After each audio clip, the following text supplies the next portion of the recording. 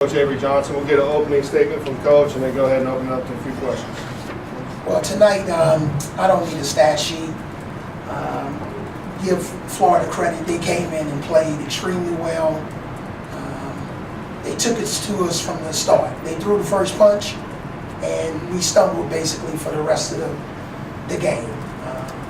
We tried to make a little bit of a run there. I think we cut it to 8, but they were always in control of the game.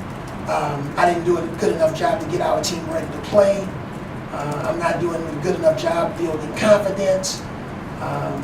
Apparently, I'm not holding them accountable enough. I just got to figure out a way to do a better job to get this team to perform better. A lot of our players have been here before, and the assumption was, hey, we're going to be able to overcome some of this stuff. Florida's had the same success against us here in this building 2 years in a row. But we just got to be ready to play. Our starting lineup hasn't gotten us off to a good start. Guys that's coming off the bench, I got to get them ready to play and play at a high level. And we got to be ready to overcome adversity. During this time of the season, it's a dogfight. This is shark-infested waters. You got to be ready to play. You got to be mentally tough. Everybody's fighting for positioning. Everybody's watching bracketology or whatever it's called.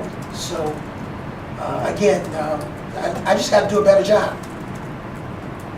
Just raise your hands if you have a question. We'll bring a mic to you. Start in the back right with Alex. I'm kind of hearing your voice, the frustration. Just how disappointing, put in words, this loss at home is right now. Well, it's disappointing. I walked in the video room before he came out on the court, and the energy was low, and we've haven't had that type of energy in practice. Just haven't gotten great carryover, and just got to figure it out. We had low energy to start the game. Rarely have we gone that long to start a game without scoring.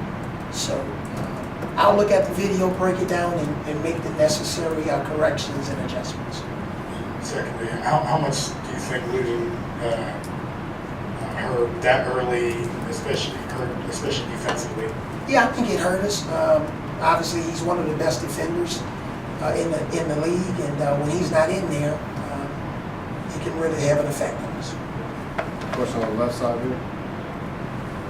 Avery, I know you said you didn't need a stat sheet, but Andrew Nemhard was 9 for 9 from the floor. Was that something that kind of shocked you in any way? No, he's a really good player. He's an outstanding freshman. He wasn't shooting a great percentage, but he can get it going. He's got great size. It's a tough battle because once he gets you inside, his size and strength is pretty impressive for a freshman. Far left, Cecil.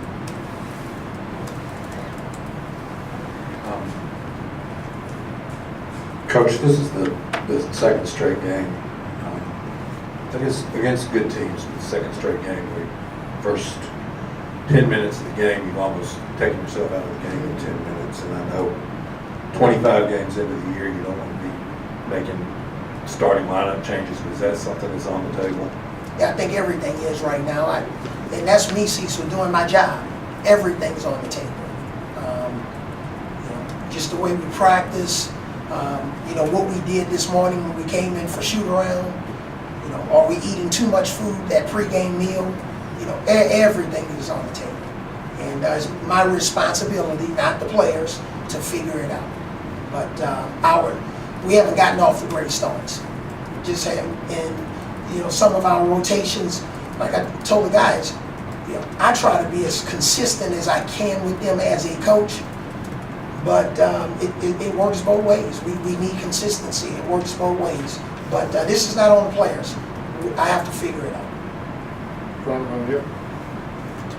Despite the loss, what are some things that you're pleased with about your team?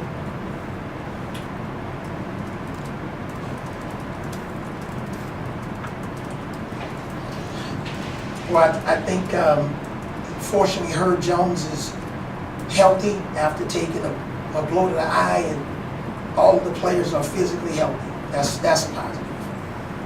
We're going to do 2 more questions. Start here in the back with Alex. players talked about it, you talked about having that lack of energy at this point of the season. Can you do you have any idea why that's happening at this point right now, that you have this kind of effort at home? Yeah, just can't put our finger on it. Our fans came out today and support us. But I just think it's just the league. It's survival of the fittest. When I looked at their conference record, I think they're 6-6. So they probably lost 6 games. They probably didn't think they were going to lose. And we got teams going on the road, beating teams, and we just got to be ready. We got to go play at Texas A&M. We got to get back to practice. This is not like this is our last SEC regular season game before we go to the SEC tournament.